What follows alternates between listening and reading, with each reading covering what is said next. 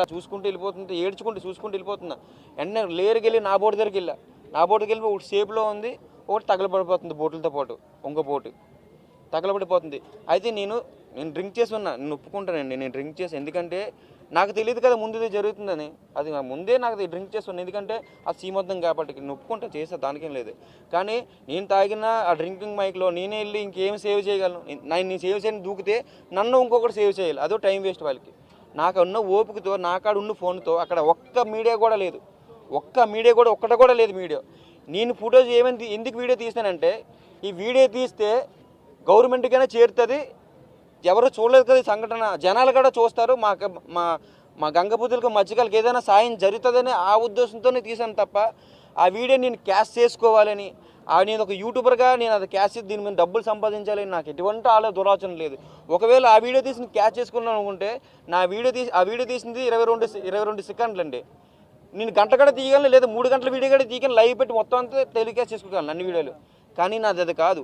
కావాల్సినంత ఫుటేజ్ తీసుకొని నా ఫోన్ ఎప్పుడులాగా జోబులో పెట్టుకొని మిగతా నేను తాడులు లాగడం, ఈ బోట్లకు తొయ్యడం, ఫైర్ యాక్సిడెంట్లు పైపులు మోసుకొని పట్టుకొని వెళ్ళి అన్ని బోట్లకు తడిపించడం. కొంతమంది ఒక ఫైర్ యాక్సిడెంట్ బండి వేయించో ఖాళీ బోట్నే తడుపుతుంది, మిగతా బోట్లు తడపకపోతే వాళ్ళతో గొడవాడి అక్కడ ఎస్ఐ గారు ఎవరో ఉంది సార్ ఎక్కడ బోట్ ఉంది సార్ తడుపుతారు, అక్కడ తగలబడిపోతున్నారు సార్, ముందు ఆ బోట్ దగ్గరికి వెళ్దామంటే బలవంతంగా అయి తీసుకెళ్ళి ఇప్పుడు ముందు పెట్టలేదు, అవన్నీ వేరెవరు తీసారు వీడియోలన్నీ, ఇప్పుడు పెడుతున్నారు. ముందు ఎందుకు పెట్టలేదు నాకైతే తెలియదు. మళ్ళీ ఈ రోజులు పెడుతున్నారు వీడియోలన్నీ, నేను హెల్ప్ చేసినవి. మరి ముందు ఎందుకు పెట్టలేదు నాకు తెలియదు. ఆ వీడియోలు తీయడం పెట్టి అందరూ తర్వాత కొంతమంది నన్ను గసిరే ఇక్కడ ఇంత జరుగుతుంది వీడియోలు ఎందుకు తీస్తున్నామంటే నన్ను కొంచెం కొట్టడానికి కూడా వచ్చారు. సరే ఇంకా నేను ఆఫ్ చేస్తాను, అందరూ సాయం చేశాను. అది కొట్టడానికి వస్తున్నాను నేనైతే ఉరాబలికి మళ్ళీ సర్లే ఇంకా నేను మత్తులో ఉన్నా, నాకు ఓపిక గడ నా గొంతుకు గడ పోయింది. నా వీడియో చూస్తే మీకు అర్థమవుతుంది నా గొంతుకు గడ పోయిందని. అరుతున్నాను, కాపాడండి, మా మత్స్యకారులు ఇలాగ అయిపోతున్నాను, గవర్నమెంట్ మాకు ఏదైనా హెల్ప్ చేయాలి, మీరే ఉన్నారు మాకు ఎవరు, నేను గుండెలు బాదుకుంటున్నాను ఇంకా ఏడ్చుకుంటూ. గొడవడిగా ఇంటికి కూడా వెళ్ళిపోయాను నేను, ఎందుకంటే నన్ను కొట్టడానికి వచ్చారని వెళ్ళిపోయిన తర్వాత నేను ఏదైతే వీడియో తీసానో ఆ వీడియో నేను 10 గంటలకి పోస్టింగ్ చేశాను నా యూట్యూబ్ ఛానల్లో. 10 గంటలు పోస్టింగ్ చేసిన తర్వాత నాకు ఫోన్ వచ్చింది వన్ టౌన్ నుంచి కాదు, క్రైమ్ నుంచి వచ్చింది నాకు ఫోను. క్రైమ్ నుంచి భర్త గారు అనే అతనికి కాల్ చేశారు. అతను పోస్ట్ ఏంటి నాకు తెలియదు.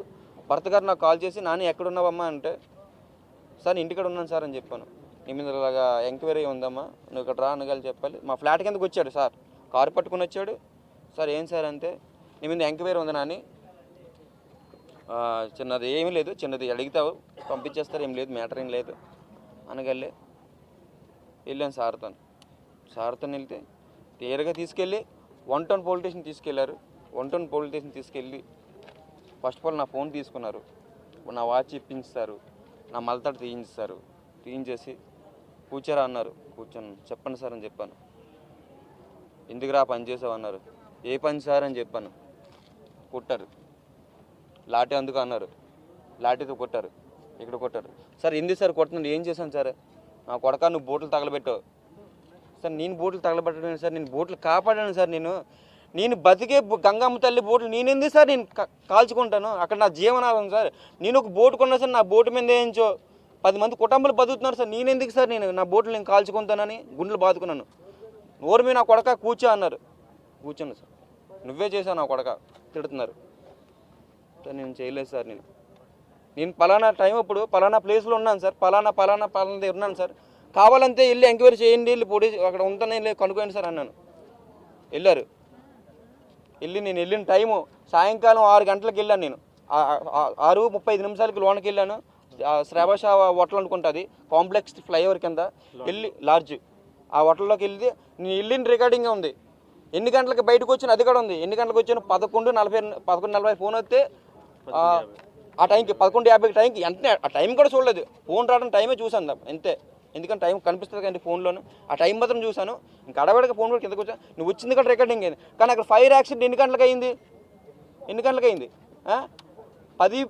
10:30కో సంథింగ్ 11 గంటలకు ఆ మధ్య అయింది. ఆ మధ్య ఫైర్ యాక్సిడెంట్ అయితే నేను 11:30కి 50 నిమిషాలకి రూమ్లో ఉన్నాను. నేను ఎలాగండి ఫైర్ యాక్సిడెంట్ చేస్తాను? అది కూడా మాట్లాడను సార్. ఇది సార్ రికార్డింగ్. అవి చూసిన తర్వాత కూడా పోలీసులు నువ్వే ఫోన్ చేసి మీ ఫ్రెండ్స్కి కాల్పించావని అది అంది సార్. నేనెందుకు సరే అదే అయిపోయింది. నన్ను తీసుకెళ్ళి వేరే ప్లేస్లో పెట్టేశారు. నాతో పాటు ఇంకో నలుగురు అమాయకులను కూడా పెట్టారు. వాళ్ళు వాళ్ళకి ఇంకా అందులో ఉన్నారో ఇంకా లేకపోతే ఇంకా వాళ్ళని కూడా నాలాగే బుక్ చేద్దామని చూస్తున్నాను. నాకు కూడా తెలియదు. ఇంకా నేను ఇక్కడ ఏదో దేవుడి దేవాలమ్మ మా కార్తీక్ సిద్ధార్థ దగ్గర ఆయిల్ గారు లేకపోతే ఇంకా ఇప్పటికీ నన్ను అయితే అంత మార్చేసి ఏదో రకంగా చేసేస్తారు తనకి ఏమైనా పిటిషన్ పెట్టకపోతే. అదే నన్ను 20వ తారీఖున లోన్ పెట్టి 23న మా సార్ పిటిషన్ వేయగలే. అదే పిటిషన్ సార్ నాకు తెలియదు. అది అది ఆ పిటిషన్ వేయగలే. అప్పుడు నన్ను 3 రోజులు ఉంచుకున్నారు. 20 అసలు మా వైఫ్ని కూడా మా వైఫ్కి 8వ నెల అండి. 8వ నెల మా వైఫ్కి తనకి నన్ను లోన్ పెట్టగలే. కడుపుతూ తనకి నిండి సోలాలు 2 సార్లు బీపీ డౌన్ అయిపోయింది. తనకేమైనా అయితే చాలా టీవీ ఛానళ్ళు నా మీద నా తమ్మునీళ్ళు లేనిదే వాళ్ళకి న్యూస్ అనేది నా తమ్మునీళ్ళు లేనిదే న్యూస్ అనేది రాదు వాళ్ళకి. నా మ్యాటర్ లేకపోయినా సరే నాది మా వైఫ్ది ఫోటో వేసి ఇప్పటికి కూడా అదే రన్నింగ్ అవుతుంది. ఇప్పుడు కూడా నా జీవితాన్ని అసలు మీకే అన్యాయం చేశాను మీ టీవీ రూపంలో కూడా అడుగుతున్నానండి. కొన్ని టీవీ ఛానళ్ళు ఉన్నాయి, మరి పేరు చెప్పకూడదు, నాకు తెలియదు.